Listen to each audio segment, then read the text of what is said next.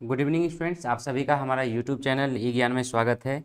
और students, sorry for the delay, थोड़ा सा टेक्निकल प्रॉब्लम हुआ था।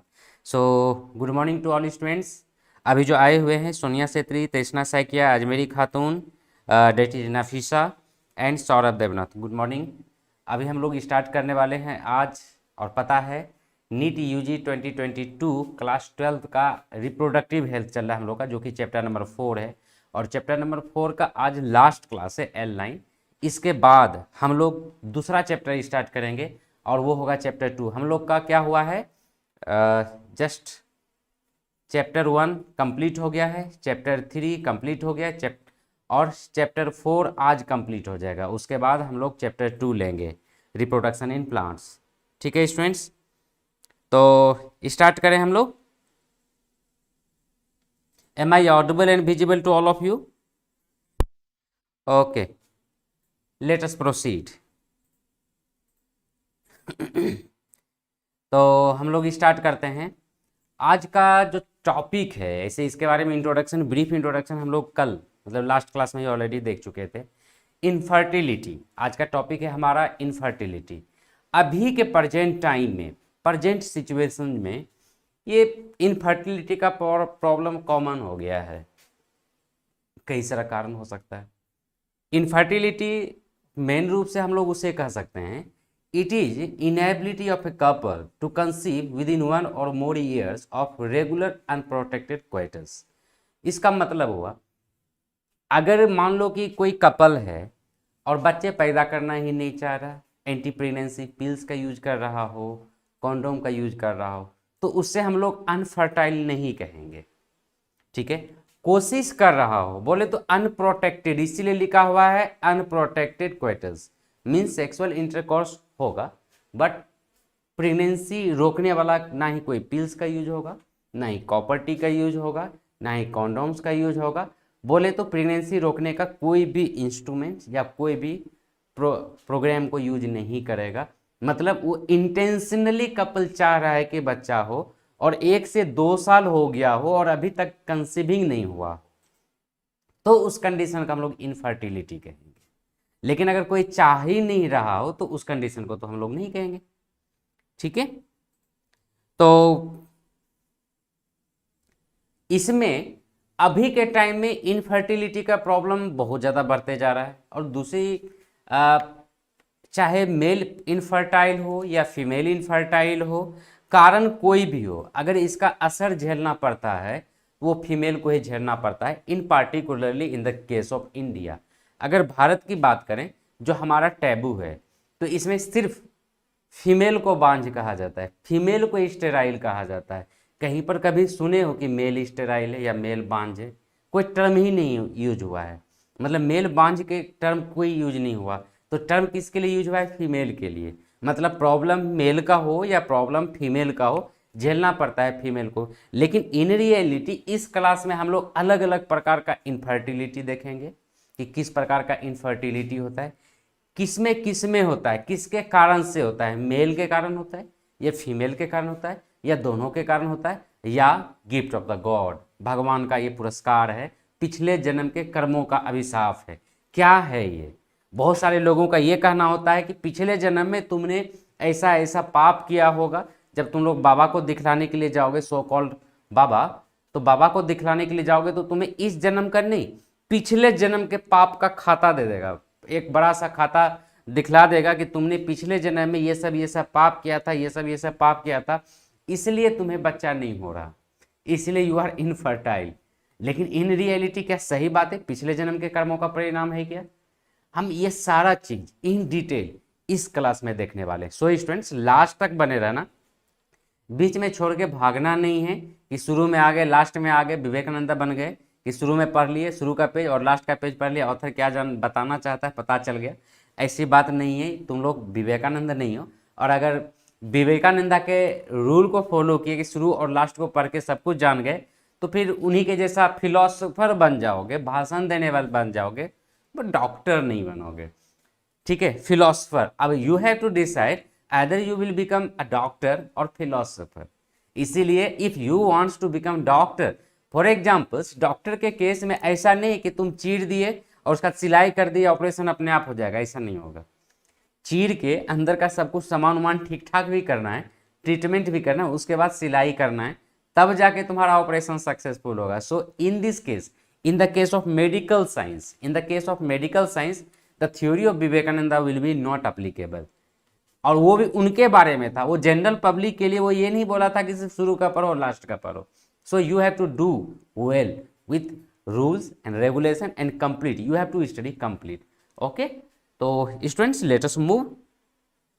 तो इसमें अगर हम लोग टाइप्स की बात करें तो ओवरऑल तुम्हें पता चल गया कि कोई कपल है, बच्चा चाह रहा है, लेकिन 1 या 2 साल से ज़्यादा हो गया लेकिन बच्चा नहीं हुआ, तो उस कंडीशन को हम लोग इनफर्टिलिटी कहेंगे। अब इनफर्टिलिटी 2 प्रकार का होगा, एक होगा प्राइमरी इनफर्टिलिटी, दूसरा होगा सेकेंडरी इनफर्टिलिटी। अब ये दोनों में डिफरेंस क्या है, कोई बताएगा क्या? तुम लोगों में से कोई बताएगा कि दोनों में मेन रूप से डिफरेंस क्या है प्राइमरी और सेकेंडरी इनफर्टिलिटी में? Anyone, any person can say? कौन कौन अभी है? सोनिया, तृष्णा, नफीसा, सौरभ, प्रेजेंट कौन कौन हो अभी बताओ थोड़ा सा। प्रोनिता उपाध्याय है, ओके,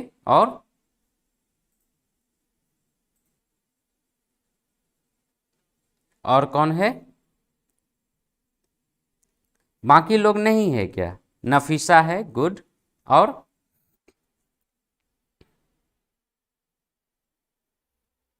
तृष्णा गायब, सौरभ गायब, विराज गायब, विराज तो आया ही नहीं है आज।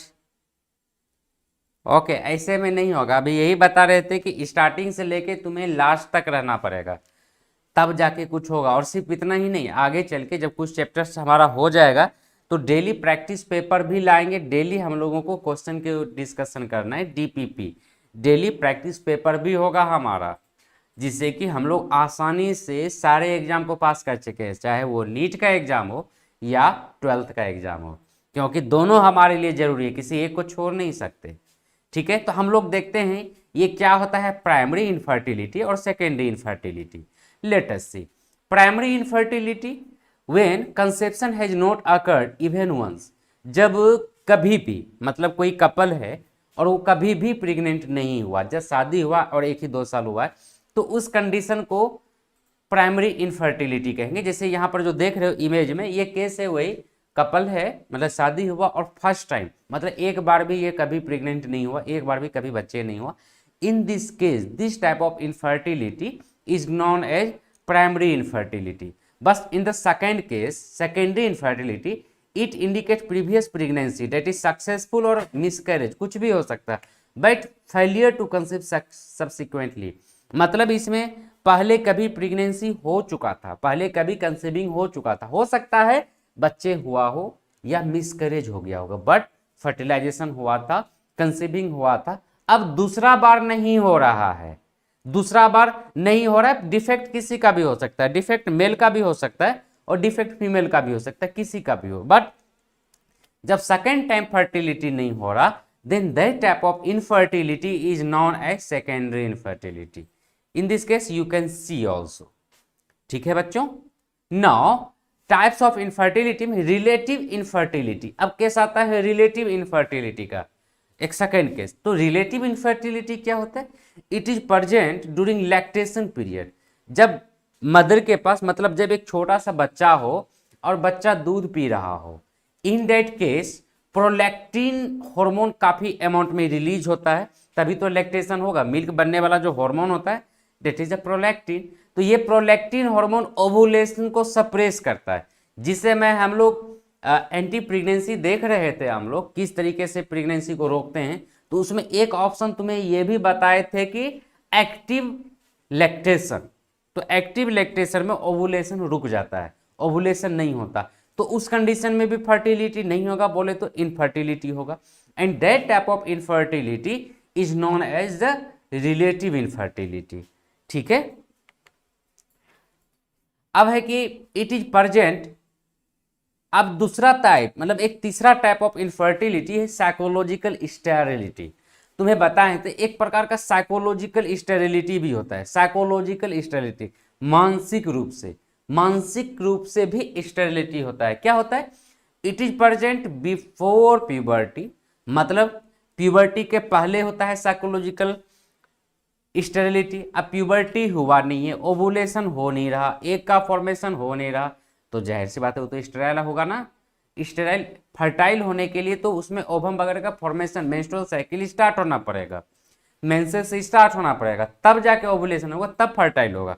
Means before the puberty is known as psychological sterility, number 1। After menopause in females, मतलब मेनोपॉज हो चुका है, बंद हो चुका है अब मेंसेस, मेंस्ट्रुअल साइकिल अब बंद हो चुका है, तो उस कंडीशन में भी स्टेरिलिटी होगा, डेफिनेटली होगा ही होगा। ओवुलेशन ही नहीं हो रहा, एक का फॉर्मेशन ही नहीं हो रहा, सेकेंडरी उस साइड का फॉर्मेशन नहीं हो रहा, तो क्या होगा? स्टेरिलिटी मेनोपॉज के बाद। तो इस तरीके का भी स्टेरिलिटी साइकोलॉजिकल स्टेरिलिटी कहलाता है। ये साइकोलॉजिकल स्टेरिलिटी के बारे में क्वेश्चंस कई बार अलग अलग एग्जाम्स में आया हुआ है, जो कि तुम्हें ध्यान रखना है। नेक्स्ट एक टर्म आता है इनफर्टिलिटी इन मेल्स। सबसे पहले, क्योंकि तुम्हें पता है, हम पहले भी बताए थे लास्ट क्लास में, अगर इनफर्टिलिटी की हम लोग बात करते हैं तो इनफर्टिलिटी 3 तरीके से हो सकता है। नंबर 1 इन मेल होगा, नंबर 2 इन फीमेल होगा। तो ये जो काउज होता है ना, नंबर 2 बोथ, तो मेल के कारण 33% इनफर्टिलिटी होता है, फीमेल के कारण 33% इनफर्टिलिटी होता है, दोनों के कारण 33 इनफर्टिलिटी होता है, 33%।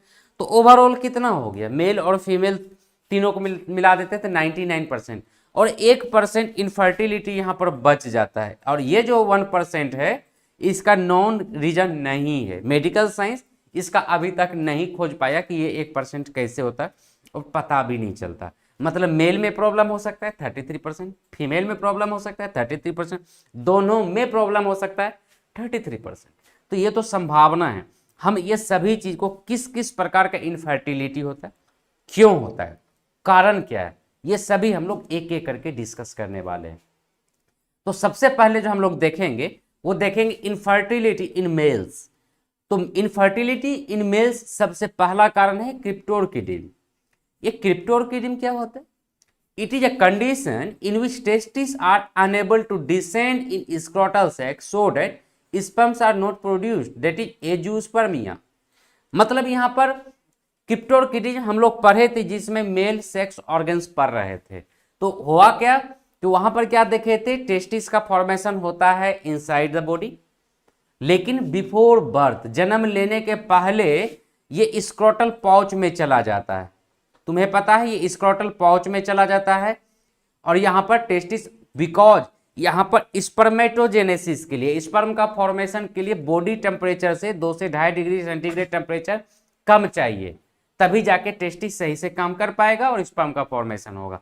But in the case of cryptorchidism, by chance किसी कारण से टेस्टिस बाहर नहीं आ सका जन्म के पहले, तो कई बार जन्म के पहले नहीं भी आता है, तो वो जन्म के बाद धीरे धीरे करके 1 साल होते होते चला जाता है। लेकिन बाय चांस अगर 1 साल तक में भी नहीं गया, तो डॉक्टर क्या करता है, इसे सर्जरी के द्वारा बाहर निकाल दिया जाता है, मतलब स्क्रोटम में डाल देता है। लेकिन अगर नहीं निकाला जाए, अगर इसे ये स्क्रोटल पॉच में अगर नहीं जाता है ये टेस्टिस, मतलब अगर क्रिप्टोर्किडिन एग्जिस्ट कर जाता है, तो बॉडी टेम्परेचर ज्यादा है, उस कंडीशन में स्पर्मेटोजेनेसिस नहीं होगा, स्पर्म का फॉर्मेशन नहीं होगा, that situation is known as a male sterility. वहां पर मेल जो होगा इनफर्टाइल होगा, मेल वहां पर स्पर्म नहीं प्रोड्यूस कर पाएगा।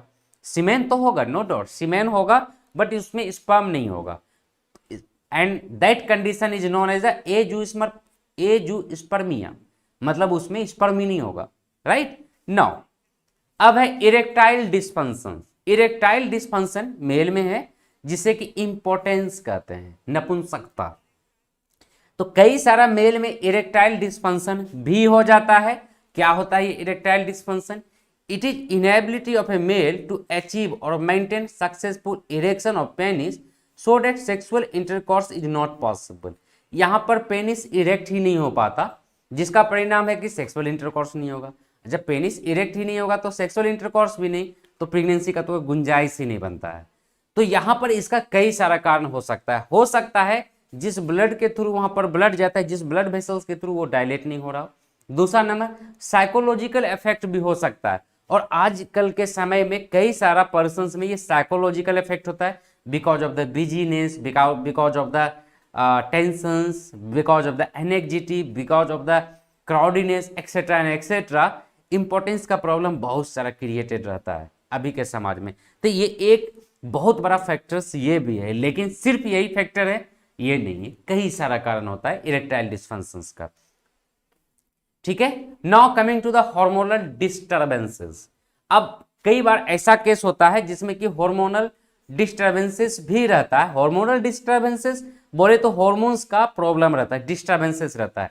फॉर एग्जांपल गोनेडोट्रोपिन्स, जिसको LH और FSH कहते हैं, उसकी डिफिशियंसी हो जाता है। गोनेडोट्रोपिन हार्मोन का कौन कौन है उसमें, luteinizing hormone and follicle stimulating hormone.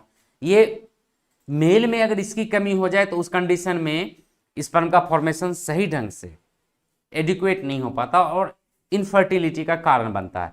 Now thyroid डिस्फंक्शंस, जो हमारा थायराइड ग्लैंड है जो हमारा इस जगह पे प्रेजेंट है, कई बार ये भी सही ढंग से काम नहीं करता और उसके कारण भी स्टेरिलिटी कॉज होता है। प्रोलैक्टिन इम्बैलेंस, प्रोलैक्टिन ऐसे नॉर्मली प्रोलैक्टिन फीमेल में सिंथेसिस होता है जिसके कारण कि मिल्क का सिक्रीशन होता है, बट कुछ लेवल तक ये मेल में भी होता है और ये प्रोलैक्टिन का इम्बैलेंस होता है, ज्यादा कम होने के कारण स्टेरिलिटी कॉज होता है और स्पर्म का सही ढंग से प्रोडक्शन नहीं होता। एंड एंड्रोजन इम्बैलेंसेस, मतलब टेस्टोस्टेरोन वगैरह का इम्बैलेंस हो जाता है इस कंडीशन में और एंड्रोजन इम्बैलेंसेस के कारण भी स्पर्म का प्रोडक्शन नहीं हो पाता। अब एक दूसरा इंपॉर्टेंट कारण क्या है, Y chromosome deletion and Klinefelter syndrome. ऐसे Y chromosome deletion and Klinefelter syndrome क्या होता है, इन डिटेल जब हम लोग जेनेटिक्स देखने लगेंगे तो इसका एक्चुअल रीजन और किस प्रकार से होता है ये सारा चीज हम लोग डिटेल में देखेंगे। बस अभी इतना समझा कि वाई क्रोमोसोम डिलीशन मेल में क्या, फीमेल में क्या होता है, अगर कोई मेल है तो XY रहता है, अगर कोई फीमेल है तो उसमें XX होता है। तो ये Y एक क्रोमोजोम है, एक Y क्रोमोजोम है, यही डिसाइड करता है that person will be male और फीमेल। जिस समय इसके जाइगोट का फॉर्मेशन हो रहा था, जिस समय ये प्रोडक्शन हो रहा था मेल का, उस समय ये Y क्रोमोजोम तो था, मेल बन गया, लेकिन आगे चल के इन फ्यूचर ये Y क्रोमोजोम हट गया जीनोम से और because of that Y chromosome जो हट गया, इस कंडीशन में वहां पर स्पर्म का फॉर्मेशन नहीं होगा, because that is not a complete male. और क्लाइनफिल्टर सिंड्रोम भी कुछ इसी ढंग का चीज है। ये सभी चीज को हम लोग डिटेल में, इन डिटेल हम लोग देखेंगे जेनेटिक्स में। ओके, अब इसके अलावा भी कई सारा रीजन होता है। जो हम लोग मेल फर्टिलिटी की बात करते हैं या इनफर्टिलिटी इन मेल्स की बात करते हैं, इसके अलावा भी कई सारा कारण होता है। For example alcoholism. एल्कोहलिज्म, अगर कोई पर्सन है जो कि बहुत ज्यादा अल्कोहल का सेवन करता है, बहुत ज्यादा अल्कोहल पीता है, अल्कोहल बोले तो दारू, तो कोई ऐसा कैंडिडेट है जो अल्कोहलिक है, बहुत ज्यादा दारू पीता है, तो उस कंडीशन में भी स्पर्म का एडिक्वेट अमाउंट ऑफ स्पर्म, क्योंकि तुम्हें पता है कि 20 ml से ज्यादा होना चाहिए, तो 20 मिलियन से ज्यादा होना चाहिए 1 ग्राम स्पर्म में। तो अब यहाँ पर सवाल आता है कि अगर स्पर्म काउंट कम हो गया, तो अगर कोई पर्सन अल्कोहलिक है तो अल्कोहलिक वाले केस में भी स्पर्म का फॉर्मेशन कम होता है और इन दैट केस ये हो सकता है कि वो स्टेराइल हो। क्योंकि जब हम लोग पढ़ रहे थे फर्टिलाइजेशन वाला टॉपिक, तो उसमें तुम लोग को बताए थे कि एक कुछ पार्टिकुलर कंडीशंस होता है कि उसी कंडीशन पे जाके उतना स्पर्म काउंट होने के बाद, मतलब 20 मिलियन से ज़्यादा जब होगा स्पर्म, तभी जाके वो फर्टिलाइज कर पाएगा, अदरवाइज वो फर्टिलाइज नहीं कर पाएगा। तो अल्कोहलिक पर्सन्स जो होता है ना, उसमें ये प्रॉब्लम बहुत ज़्यादा होता है। सो तुम लोग बच के रहना, तुम लोग का एज अभी यही है, अल्कोहल मत यूज करना, ठीक है।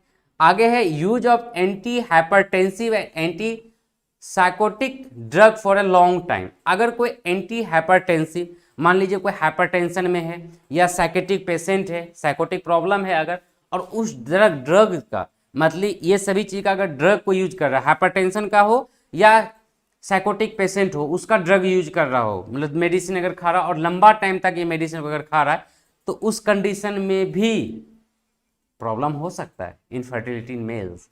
और कार्डिस का केस में भी, और कार्डिस का केस में भी इनफर्टिलिटी हो सकता है। एंड वेरिकोसील होता है, जैसे स्क्रोटम में जो वेन्स जा रहा है इसमें स्वेलिंग हो जाता है, स्क्रोटम में जो वेन्स जा रहा है इसमें स्वेलिंग हो जाता है, तो इन डेट कंडीशंस, इसमें अगर स्वेलिंग हो गया तो ये सही ढंग से काम नहीं कर पाएगा।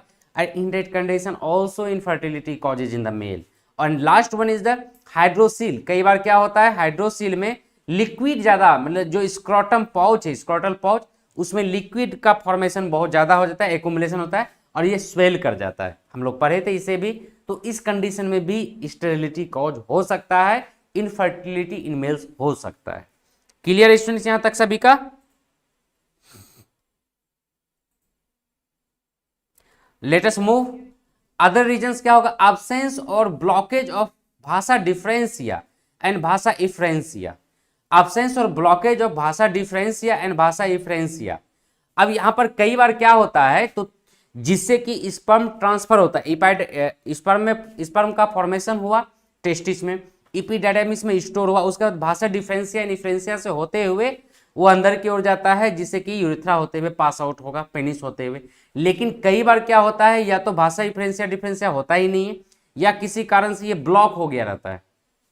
तो किसी कारण से या तो होता ही नहीं है, अगर ब्लॉक हो जाता है तो उस कंडीशन में भी स्पर्म का फॉर्मेशन तो होगा बट वहां तक जा ही नहीं पाएगा। ठीक है, मतलब इरेक्टाइल फंक्शन होगा बट वो जा नहीं पाएगा, जिसका परिणाम होगा कि स्टेरिलिटी। या मान लो कि अगर ब्लॉकेज हो गया तो जितना अमाउंट जाना चाहिए, जितना अमाउंट जाना चाहिए स्पर्म का, उतना अमाउंट नहीं जाएगा। मतलब एजुस्पर्मिया भी हो सकता है या ओलिगोस्पर्मिया भी हो सकता है। मतलब जितना ओलिगो मतलब कम हो जाना, एडिक्वेट अमाउंट से कम हो जाना, उसे ओलिगोस्पर्मिया कहेंगे। एजुस्पर्मिया जिसमें कि एक भी स्पर्म होगा ही नहीं। ओलिगोस्पर्मिया बहुत कम अमाउंट रहेगा, मतलब 20 मिलियन से कम रहेगा। ठीक है, तो उस कंडीशन में भी नहीं हो पाएगा, ओवम को फर्टिलाइज नहीं कर पाएगा। Acquired infections like mumps, infection of seminal vesicles, prostate glands causes oligospermia. अगर मम्प्स हो जाता है, गलफुल्ली का बीमारी जो होता है बच्चा में ज्यादा को होता है, इस जगह पे पैरोटिड ग्लैंड्स फूल जाता है, पता होगा तुम लोगों को, या सेमाइनल वेसाइकल में इन्फेक्शन हो जाता है, या प्रोस्टेट ग्लैंड में इन्फेक्शन हो जाता है, उस कंडीशन में ओलिगोस्पर्मिया होगा। बोले तो स्पर्म का फॉर्मेशन उस जगह पे कम होगा। Presence of anti sperm antibodies, अगर बॉडी के मतलब किसी पर्सन में एंटी स्पर्म एंटीबॉडीज प्रेजेंट है, किसी कारण से भी बन सकता है शरीर में, तो उस कंडीशन में भी स्टेरिलिटी कॉज हो जाएगा, क्योंकि वो एंटीबॉडीज बॉडी के अंदर ही स्पर्म को किल कर देगा, मार देगा। तो जब बॉडी के अंदर ही स्पर्म को मार दिया गया तो जाहिर सी बात है इनफर्टिलिटी होगा। ठीक है बच्चों, नाउ इनफर्टिलिटी इन फीमेल्स, ये अभी तक जो देख रहे थे ये इनफर्टिलिटी इन मेल्स था। अब हम लोग आएंगे इनफर्टिलिटी इन फीमेल्स। ठीक है, तो उसमें है इंडोमेट्राइटिस। इंडोमेट्राइटिस क्या होता है, it is inflammation of endometrium of uterus. जब यूट्रस का इंडोमेट्रियम इन्फ्लेम कर जाए, फूल जाए, तो उस कंडीशन में भी मान लो फर्टिलाइजेशन तो हो जाएगा, जायगोट का फॉर्मेशन हो जाएगा, बट प्रेगनेंसी नहीं होगा, कंसीव नहीं होगा, क्योंकि यहां तो फूल गया है ना। जैसे यहां पर देख लो, एक नॉर्मल केस है, जैसे ये नॉर्मल केस है, नॉर्मल यूट्रस है, और यहां पर क्या है, इनएक्टिविटी, फिब्रोइड का फॉर्मेशन हो गया है, यहां पर फिब्रोइड हो गया, यहां पर फिब्रोइड हो गया, यहाँ बोले तो किसी भी कारण से अगर वहां का स्पेस खत्म हो जाता है यूट्रस की, तो उस कंडीशन में फूल भी जाएगा, स्वेलिंग हो जाएगा, तो उस कंडीशन में भी स्पेस खत्म हो जाएगा, तो उस कंडीशन में भी प्रेगनेंसी नहीं हो सकता, इनफर्टाइल हो जाएगी फीमेल। नेक्स्ट है इंडोमेट्रियासिस। इसमें क्या था, it is growth of endometrial tissue at places other than lumen of uterus. अब जो इंडोमेट्रियल टिश्यू है, इंडोमेट्रियम जो कि यूट्रस में ही होता है, तो ये यूट्रस के अलावा कहीं और फॉर्मेशन हो जाए, जैसे कि यहाँ पर देख लो, यहाँ पर हो गया फैलोपियन ट्यूब में हो गया, इस जगह पे हो गया, इस जगह पे हो गया, इस जगह पे हो गया, तो ये जो अलग अलग जगह हो रहा है अदर देन इंडोमेट्रियम का अलग अलग जगह पे अगर हो जाता है टिश्यू का फॉर्मेशन ल्यूमेन के अलावा, तो प्रेगनेंसी तो वहां पर होगा ना, जो जायगोट होगा कंफ्यूज हो जाएगा, वहां पर चला जाएगा, तो ओवरऑल वो भी केस हुआ इनफर्टाइल का, इनफर्टिलिटी इन फीमेल्स का। आगे है हार्मोनल डिस्टर्बेंसेस और हार्मोनल डिसबैलेंसेस। क्या होगा इसमें, फर्स्ट वही जो मेल में था, gonadotrophins that is LH and FSH deficiency हो जाए, इस कंडीशन में भी होगा। थायराइड डिस्फंक्शन हो जाए, इसमें भी होगा। प्रोलैक्टिन इम्बैलेंस हो जाए, इस केस में भी होगा। एंड उसमें क्या था, टेस्टोस्टेरोन का इम्बैलेंस अब मेल के केस में, और फीमेल के केस में इस्ट्रोजन या प्रोजेस्टेरोन का इम्बैलेंस हो जाए, इस कंडीशन में भी इनफर्टिलिटी इन फीमेल्स हो सकता है। तो सभी को अपने को एक एक करके चेक करना पड़ेगा। नाउ अदर रीजंस, इसके अलावा अदर रीजंस क्या हो सकता है फीमेल्स में इनफर्टिलिटी का? Number 1, anovulation means there is no corpus luteum formation, there is oligo ovulation, deficient ovulation. पहला है एनोवुलेशन, मतलब ओवुलेशन होगा ही नहीं। क्यों? क्योंकि जब ओवुलेशन ही नहीं होगा तो कॉर्पस ल्यूटियम का ही फॉर्मेशन नहीं होगा, और कॉर्पस ल्यूटियम का फॉर्मेशन नहीं होगा तो नो कंसीविंग, ओवुलेशन ही नहीं हुआ ना। या तो क्या होगा? ओलिगो ओवुलेशन, मतलब होगा तो जरूर लेकिन बहुत कम ओवुलेशन होगा, बहुत कम। मतलब किसी मंथ में ओवुलेशन हुआ, मतलब मेंस्ट्रुअल साइकिल भी हो रहा है डेफिनेटली, लेकिन उसमें ओवम नहीं है, सेकेंडरी oocyte नहीं है। उस कंडीशन में भी फर्टिलिटी लॉस हो सकता है, बोले तो इनफर्टाइल फीमेल्स हो सकती है। ल्यूटियल फेज डिफेक्ट, तुम्हें पता है कि ल्यूटियल पे जब ओवुलेशन हो जाता है तो कॉर्पस ल्यूटियम का फॉर्मेशन हो जाता है, जिसे कि हम लोग ल्यूटियल फेज कहते हैं, जो कि प्रोजेस्टेरोन वगैरह का रिलीज करता है, कई सारा सिस्टम काम करता है। लेकिन अगर ये ल्यूटियल फेज ही एब्सेंट हो, डिफेक्टिव हो, सही ढंग से काम नहीं कर रहा, उस कंडीशन में भी इनफर्टिलिटी होगा। And defective growth of uterus and vagina, अगर यूट्रस और वेजिना का डिफेक्टिव ग्रोथ है, सही ढंग से ग्रोथ नहीं हुआ, उस कंडीशन में भी स्टेरिलिटी होगा। ठीक है। Cervical factors includes ineffective sperm penetration, that is chronic cervicitis.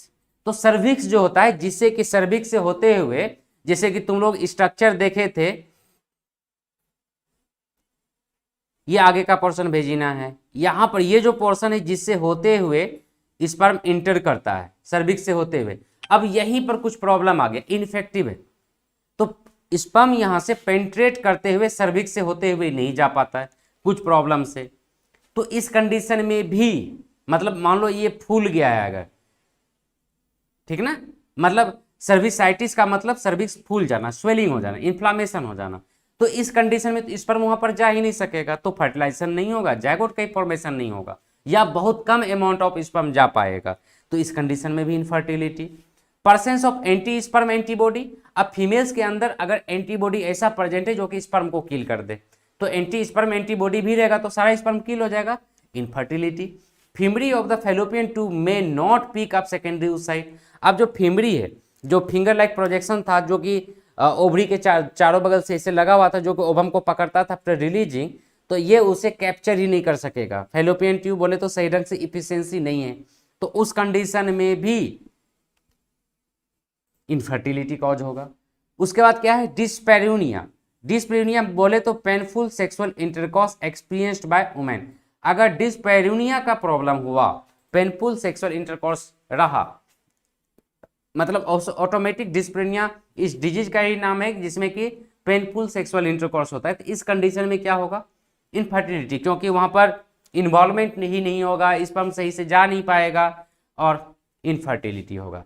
Increase sperm phagocytosis by macrophages, अब जो मैक्रोफेजेज प्रेजेंट है फीमेल के अंदर, वो स्पर्म का साइटोसिस बड़ा स्पीड में कर देगा, बोले तो बहुत ज्यादा नंबर में स्पर्म को किल करना स्टार्ट कर देगा, खाना स्टार्ट कर देगा, तो वहां पर स्पर्म काउंट कम हो जाएगा और उस कंडीशन में भी फर्टिलाइजेशन डिलेड हो सकता है या तो होगा ही नहीं। And fertilization and implantation failure, और कई सारा केसेस में ऐसा होता है, कुछ अलग अलग रीजन से, क्या रीजन से तो नहीं पता चलेगा, कोई भी कारण हो सकता है, कई सारा, जैसे कि खान पीन, श्यामल गोवे, कई सारा कारण हो सकता है इसका, जैसे खाने पीने में कुछ परिवर्तन हो गया या पॉल्यूशन वगैरह हो गया, या बॉडी का फिजियोलॉजी में कुछ चेंजिंग आ गया, किसी भी प्रकार से फिजियोलॉजी में चेंजिंग आ गया, उस कंडीशन में भी इसका फॉर्मेशन हो सकता है, ये कोई भी कारण हो सकता है। ठीक है श्यामल, अभी को आए हो श्यामल गोवे, क्लास खत्म होने वाला है तो मतलब अटेंडेंस बनाने के लिए आएगा, हम भी है सर ना, ऐसा नहीं करो भाई। चलो यहाँ पर दो केसेस है, असिस्टेड रिप्रोडक्टिव टेक्नोलॉजी, यहाँ पर हम लोग देखते हैं। तो अभी तक जो हम लोग देख रहे थे इनफर्टिलिटी, अब इनफर्टिलिटी तो हो गया, अब उसको सुधार कैसे करेंगे? अब कोई पेशेंट तुम्हारे पास आया, जैसे देख लिया अलग अलग प्रकार का तुम्हें प्रॉब्लम पता चलेगा, तब उसका क्योर भी होना चाहिए ना, उसका ट्रीटमेंट तो भी तो होना चाहिए। तो अब इस कंडीशन में हम लोग वही देखेंगे, असिस्टेड रिप्रोडक्टिव टेक्नोलॉजी, जिसे कि इन शॉर्ट ART कहते हैं। ठीक है, various techniques which are used to help infertile couples to conceive when natural conception is not possible। कोई भी कारण हो सकता है, एजियोस्पर्मिया हो सकता है, ओलिगोस्पर्मिया हो सकता है, defects in male, defect in female, कुछ भी हो सकता है। तो अलग अलग केसेस में तुम्हारे पास अगर कोई पेशेंट आएगा, जब तुम डॉक्टर बनोगे, तो जब पेशेंट आएगा तो अगर नेचुरली वहां पर फर्टिलाइजेशन हो ही नहीं सकता, नॉट पॉसिबल एट ऑल, तो उस कंडीशन में कुछ दूसरा रास्ता अप्लाई करना पड़ेगा ताकि वो कपल प्रेग्नेंट हो सके, वो कपल कंसीव कर सके और बच्चा हो सके जो डिजायर्ड है। तो उसका अलग अलग प्रोसेस है। नंबर 1 आर्टिफिशियल इंसेमिनेशन टेक्निक, जिसे कि AIT कहते हैं, test tube baby technique IVF ET कहते हैं, gamete intrafallopian transfer GIFT, intracytoplasmic sperm injection ICSI। ये सारा चीजें अब हम लोग इसे एक एक करके इन डिटेल डिस्कस करते हैं, ठीक है। तो यहां पर जो देख रहे हो ये उसी चीज को दिखलाया गया है। जो पहला वाला केस है वो है आर्टिफिशियल इंसेमिनेशन का केस, जो दूसरा वाला केस है वो टेस्ट ट्यूब बेबी के लिए ओवम को निकाला जा रहा है through surgical equipments. Surgical equipment से ओवम में पायर्सिंग करके ओवुलेशन, और इसको एनालाइज किया जा रहा है डिटेक्टर के द्वारा, अल्ट्रासाउंड डिटेक्टर के द्वारा कि सही जगह पे जा रहा है कि नहीं, और इसी के थ्रू पहले पता लगा लिए थे कि ओवुलेशन होने वाला है कि नहीं। जब ओवम मैच्योर है तो वहां पर इंजेक्शन के थ्रू, सर्जिकल इंस्ट्रूमेंट के थ्रू ओवम को ले लेंगे, मेल से स्पर्म को ले लेंगे और कल्चर मीडियम में उसे फर्टिलाइज करेंगे। ये सारा डिटेल अभी हम लोग जस्ट एक एक करके डिटेल में डिस्कस करते हैं। Number 1 artificial insemination, AIE। Artificial insemination क्या होता है? In this technique the sperm collected either from the husband or a healthy donor are artificially introduced either into the vagina or into the uterus, that is IUI, intrauterine insemination of the female. तो इस process से fertilisation होता है। तो क्या होता है, अगर ओलिगोस्पर्मिया की केस है तो हस्बैंड में स्पर्म काउंट कम है, तो वहां पर क्या करते हैं, वॉशिंग करते हैं स्पर्म का, जो मेडिकल टेक्निक है। वॉशिंग का मतलब ये नहीं कि उसको पानी से धो देंगे, तो वॉशिंग टेक्निक मेडिकल टेक्निक है। तो स्पर्म को वॉशिंग करेंगे, वॉशिंग करके कैपेसिटेशन करेंगे, उसके बाद या तो वेजिना में या तो यूट्रस में डायरेक्टली यूटेराइन इंसेमिनेशन उसको कर देंगे, ट्रांसफर कर देंगे और वहां पर फर्टिलाइजेशन होगा। अगर स्पर्म में बिल्कुल ही हस्बैंड में स्पर्म फॉर्मेशन नहीं हो रहा है तो फिर स्पर्म डोनर को सेलेक्ट करेंगे। तो स्पर्म बैंक बना हुआ है जगह जगह पे, बड़े बड़े शहरों में है, गुवाहाटी में भी है स्पर्म बैंक, सुने होंगे तुम लोग, मुंबई, कोलकाता, जो भी बड़े बड़े सिटीज है वहां पर स्पर्म बैंक रहता है। और medical council of India MCI का इसके लिए कुछ गाइडलाइंस है। अब ऐसा नहीं है कि एक ही डोनर लगातार देता रहेगा, जैसे कुछ सिनेमा बना था, तुम लोग देखे होंगे विक्की डोनर, तो उसमें एक ही पर्सन के द्वारा पूरा का पूरा 51 बच्चा पैदा करवा दिया था। लेकिन इन रियलिटी ऐसा केस नहीं है। ऐसे कोई रेगुलेशन नहीं है, ऐसा कोई रूल एंड रेगुलेशन नहीं है, बल्कि नियम है, गाइडलाइंस है MCI medical council of India का कि एक पर्सन से 2 से 3 बार लिया जा सकता है, उससे ज़्यादा नहीं लिया जा सकता है स्पर्म।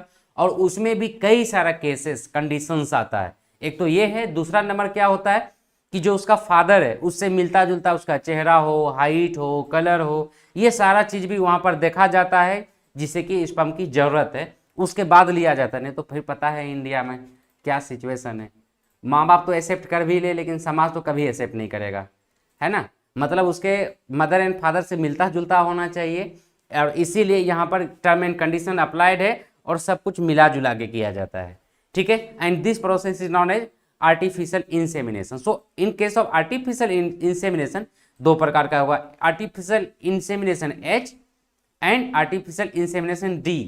मतलब artificial insemination by husband and artificial insemination by donors. Okay, now it is done in the following cases. ये कुछ केसेस में, inability of male partner to copulate with female.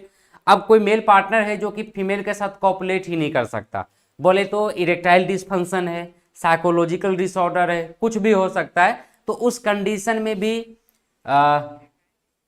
Donors का यूज किया जाता है, आर्टिफिशियल इंसेमिनेशन का use किया जाता है।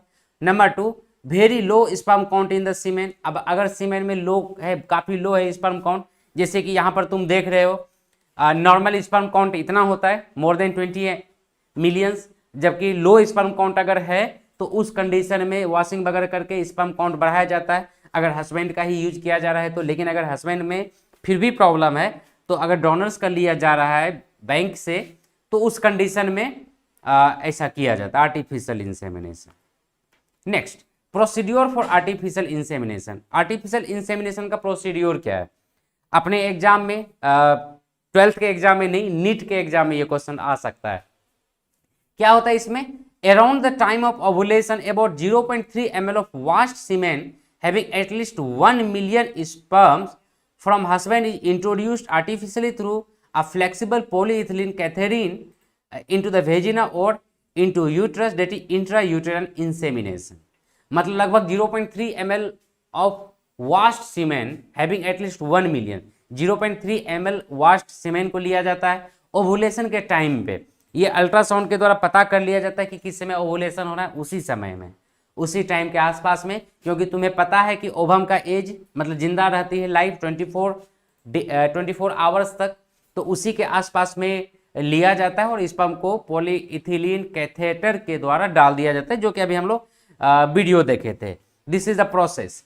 एंड अब है कि washing in culture media removes proteins and prostaglandins from the semen. Washing जो किया जाता है कल्चर मीडिया में, वो प्रोटीन्स और प्रोस्टाग्लैंडिन जो स्पर्म के ऊपर लगा हुआ रहता है उसको रिमूव कर देता है। Number 1, best results are obtained when the motile sperm count is more than 10 million. और अच्छा रिजल्ट मिलता है जब मोटाइल स्पर्म 10 मिलियन से ज्यादा होता है। The fertilising capacity of spermatozoa is best for 24 to 48 hours because 73 hours तक 78 आवर्स तक ये जिंदा रहता है ना, 78-76 तक जिंदा रहता है स्पर्म, लेकिन जो बेस्ट रिजल्ट मिलता है 24 to 48 आवर्स तक में बढ़िया रिजल्ट मिलता है। द प्रोसीड्योर में be repeated 2 to 3 times over a period of 2 to 3 days. 2 से 3 दिन के दौरान में 2 से 3 बार ये प्रोसेस को रिपीट किया जाता है। Okay, now the success ratio varies. जो सक्सेस रेट है आर्टिफिशियल इंटेलिजेंस का, ये वेरी करता है 20 to 40%। मतलब ये 100% इसका भी सक्सेस रेट नहीं है, 20 to 40% ही सक्सेस रेट है। IUI along with super ovulation gives better results. मतलब आर्टिफिशियल इंसेमिनेशन जो होता है ये सुपर ओवुलेशन में क्या होता है कि कुछ मेडिसिन, कुछ ड्रग्स दे दिया जाता है फीमेल्स को। नॉर्मली 1 रिप्रोडक्टिव साइकिल में, 1 मेंस्ट्रुअल साइकिल में सिर्फ एक ही ओवम का फॉर्मेशन होता है, लेकिन वो ड्रग्स दे देने के बाद एक से ज्यादा ओवुलेशन होता है, तो जिसका परिणाम होता है कि जब ये आर्टिफिशियल इंसेमिनेशन करेगा तो सक्सेस चांस बढ़ जाएगा। When husband sperm are defective, AID artificial insemination donor method is use. जब स्पर्म डिफेक्टिव है हस्बैंड का, तो डोनर के स्पर्म को यूज किया जाता है। In this method semen is taken from semen bank, और इसमें सीमेन बैंक से लिया जाता है। Now test tube baby technique जो सबसे इंपॉर्टेंट है, जिससे कि बहुत ज्यादा आर्टिफिशियल इंसेमिनेशन से इतना ज्यादा क्वेश्चन नहीं पूछा गया अभी तक। क्वेश्चन आता है, ऐसे नहीं कहोगे कि नहीं आता है, सबको इसीलिए पढ़ना जरूरी है, क्या पता तुम्हारे एग्जाम में ही क्वेश्चन आ जाए। तो लेकिन सबसे ज्यादा जो क्वेश्चन आता है और जो मोस्ट पॉपुलर मेथड है वो टेस्ट ट्यूब बेबी टेक्निक है। The fusion of ovum and sperm is done outside the body of the women to form zygote which is allowed to divide to form embryo. इस case में क्या होता है, sperm masturbation के द्वारा sperm लिया जाता है मेल से, और फीमेल से ओवम को लिया जाता है, और कल्चर मीडियम में फर्टिलाइज करवा के सेम टू सेम इन्वायरमेंट उसे प्रोवाइड किया जाता है, जो कि फैलोपियन ट्यूब में होता है एंड यूट्रस में कंडीशंस होता है। उसके बाद इसे फर्टिलाइजेशन अलॉट करने के बाद डिवीजन अलॉट करवाया जाता है। फिर जब वो डिवाइड होके, मतलब जब फर्टिलाइजेशन होगा तो जायगोट बनेगा, जायगोट से फिर जायगोट से डिवाइड होना स्टार्ट होगा, और जब 4 से 8 स्टेज में होता है, 4 सेल टू 8 सेल स्टेज, तब इसे ट्रांसफर कर दिया जाता है यूट्रस में, और वहां पर ये इम्प्लांटेशन वगैरह होता है। लेकिन अभी तक में जो टेस्ट ट्यूब बेबी का मतलब मैं तो यही समझता था, जिसमें मैं 7-8 में पढ़ा करता था, कि मुझे लगता था कि वो जो टेस्ट ट्यूब होता है ना लैब में, बायोलॉजी लैब में, तुम लोग भी देखे होगे, उसी में बेबी का फॉर्मेशन हो जाता है। लेकिन इन रियलिटी तो सोचते होंगे इतना छोटा में इतना बड़ा बच्चा कैसे होगा। फिर मुझे लगता था कि बड़ा सा टेस्ट ट्यूब होता होगा, और हॉलीवुड का मूवी में कुछ ऐसा ही दिखलाया जाता है, बड़ा सा टेस्ट ट्यूब रहता है, उसी में बच्चा बन जाता है। बट इन रियलिटी नेचुरली जो यूट्रस का इन्वायरमेंट है वो आर्टिफिशियल मीडियम में अभी तक नहीं बनाया गया है, सेम इन्वायरमेंट, और ना ही डिवीजन को इनिशिएट करवाया जा चुका है। अगर डिवीजन कल्चर मीडियम में करवाया जाता है तो बस एक मांस का लोथरा बन जाता है, बोले तो ट्यूमर डिजाइन का बन जाता है, बस बच्चा नहीं बनता, ऑर्गेनोजेनेसिस वगैरह नहीं होता। और ये एक्सपेरिमेंट हमेशा फेल किया है, तो इसीलिए मदर के अंदर ही, यूट्रस के अंदर ही आगे का ग्रोथ करवाया जाता है, सिर्फ कल्चर मीडियम में फर्टिलाइजेशन करवाया जाता है। ओके। इसमें दो प्रोसेस होता है, ओवा फ्रॉम द वाइफ और डोनर फीमेल और sperm from the husband donor male are introduce to form zygote in the laboratory.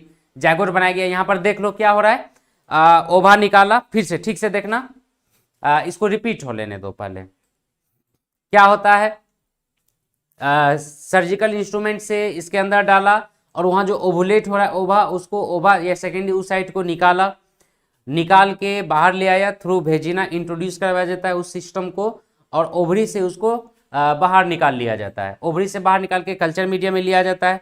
उसके बाद मास्टरबेशन के द्वारा स्पर्म लिया जाता है आइदर हस्बैंड और डोनर का। फिर उसके बाद वॉशिंग वगैरह के बाद उसे फर्टिलाइज करवा के लगभग 8 ब्लास्टोमियर स्टेज तक उसको बनाया जाता है द जायगोट। और इस तरीके से यहाँ पर देख लो, सेकेंड केस में यहाँ पर दिख रहा है कि किस तरीके से उसको फर्टिलाइजेशन करवाया जाता है, वहां पर स्पर्म डाल के। The zygote or early embryo is transferred into the fallopian tube, that is zygote intrafallopian transfer. अगर वो 4 स्टेज के आसपास मतलब 8 स्टेज तक है डिवाइड होके तो उसे फैलोपियन ट्यूब में ट्रांसफर करेंगे, लेकिन अगर 8 से ज्यादा स्टेज तक हो गया तो उसे यूट्रस में डायरेक्ट ट्रांसफर करेंगे। ठीक है। If the embryo is more than 8 blastomeres it is transferred into the uterus, IUT, intrauterine transfer to complete its further development. तो इस टर्म को याद रखना, 8 से मतलब 8 तक फैलोपियन ट्यूब में ट्रांसफर करेंगे, और अगर 8 से ज्यादा हो गया है तो उसे किसमें, यूट्रस में ट्रांसफर करेंगे। Thus this is in vitro fertilization, इसलिए इसमें क्या होता है, इन विट्रो फर्टिलाइजेशन होता है, fertilization outside the body in almost similar condition as that in the body followed by embryo transfer, ET। मतलब यहाँ पर सेम कंडीशन प्रोवाइड किया जाता है जो कि बॉडी के अंदर कंडीशन होगा फर्टिलाइजेशन के लिए, और उसके बाद लास्टली इसको बॉडी में ट्रांसफर कर दिया जाता है।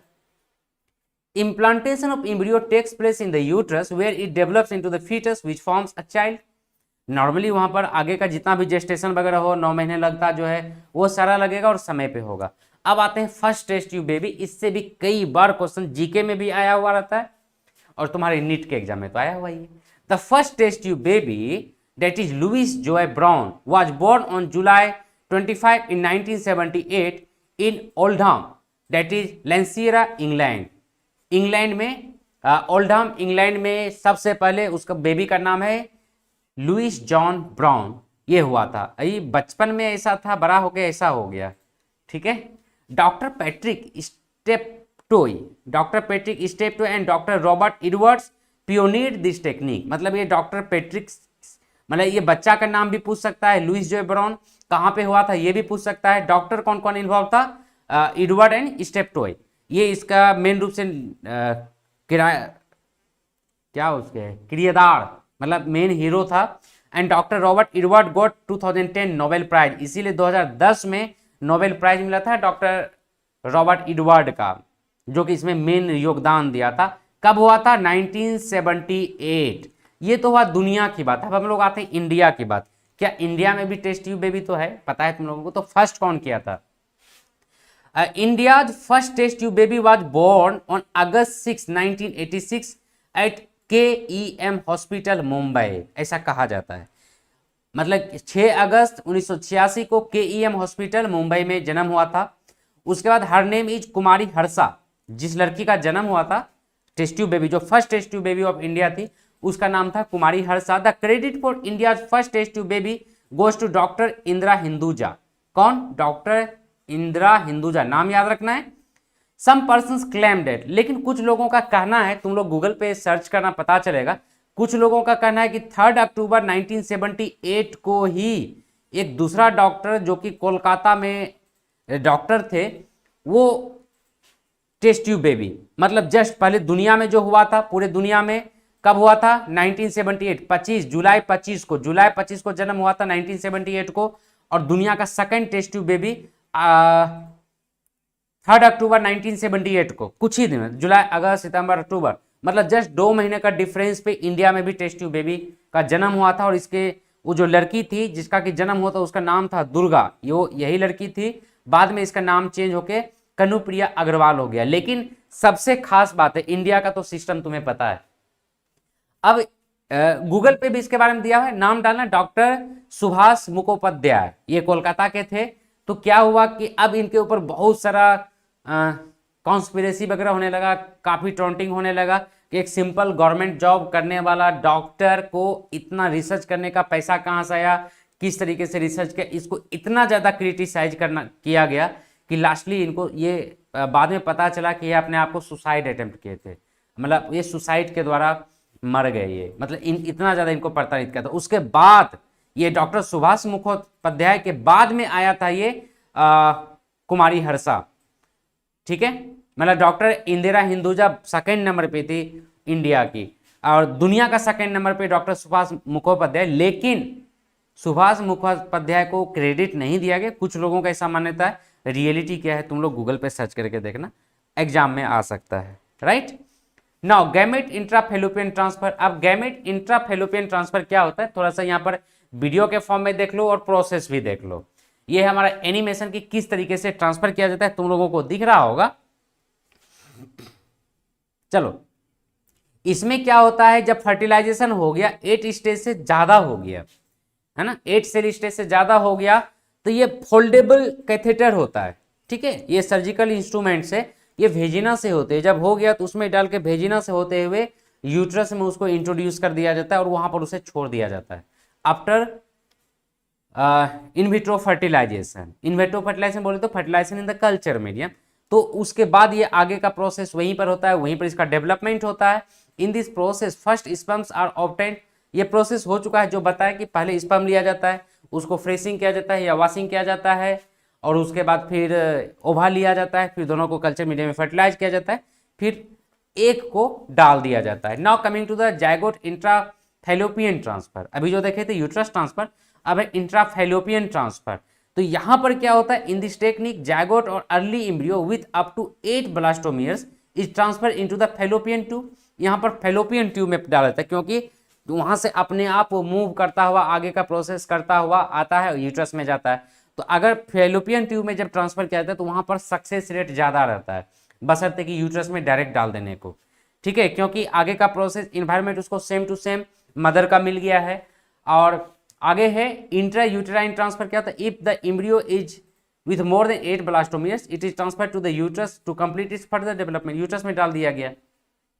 अब एक टर्म आता है सुरोगेट मदर, जो कि अभी से 2-3 साल पहले बहुत ज्यादा पॉपुलर हुआ था और काफी डिबेटेबल है, ये मैटर काफी डिबेटेबल है। सुरोगेट मदर में क्या होता है कि a developing embryo is implanted in the uterus of another female. मान लो एक फीमेल का एग लिया या ओवम लिया, उसी के हस्बैंड का या तो बिकी डोनर का स्पर्म लिया, और उसके बाद उसको फर्टिलाइजेशन वगैरह करवा के एक थर्ड मदर, जो कि किराए की मदर होती है, एक तरह से कहते हैं जो नॉर्मली गरीब वगैरह हुआ करता है, उसके यूट्रस में डाल देता है दूसरे औरत का।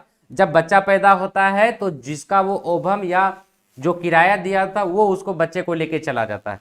और अभी के समय में इंडिया इसका सेफ हेवन है, पूरा दुनिया का जो अमीर अमीर देश है इंडिया में आके सुरोगेट मदर को आराम से ढूंढ लेता है, क्योंकि तुम्हें पता है कि इंडिया में गरीबी बहुत ज़्यादा है, या इंडिया के जैसा ही country for example South Africa वगैरह, तो यहाँ पर लेकिन इंडिया इसमें टॉप पोजीशन पर अभी एग्जिस्ट कर रहा है सुरोगेट मदर के केस का।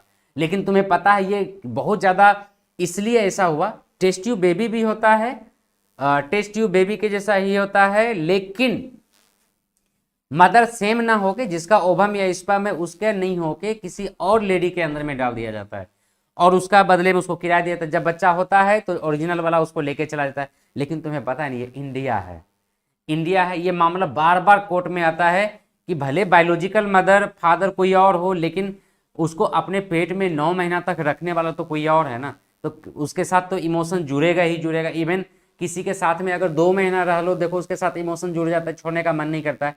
यहाँ पर क्या अपना ब्लड के साथ सींचा है, अपने पेट में रखा 9 महीने तक, फिर जन्म दिया उतना कष्ट करके, वो कैसे दूसरे को दे देगा, जबकि वो सुरोगेट मदर है। तो कई बार ऐसा होता है कि वो रेडी तो हो जाती है लेडी सुरोगेट मदर बनने के लिए, लेकिन बाद में वो बच्चा देने के लिए रेडी नहीं होती और नहीं देती है, जिसके कारण कि कई बार ये केसेस कोर्ट में आता है और मामला काफ़ी पेचीदा होता है। अभी तक इसके लिए सुरोगेट मदर के लिए कोई रेगुलेशन नहीं बना है, लेकिन जो डेवलप्ड कंट्री है, बहुत सारे कंट्री में रेगुलेशन बन गया, इसीलिए सुरोगेट मदर के लिए बाहर वाले सबको चाहिए तो वो इंडिया में आके सुरोगेट मदर को ले लेता है। सस्ता है इंडिया में सुरोगेट मदर, लेकिन कॉम्प्लिकेटेड है।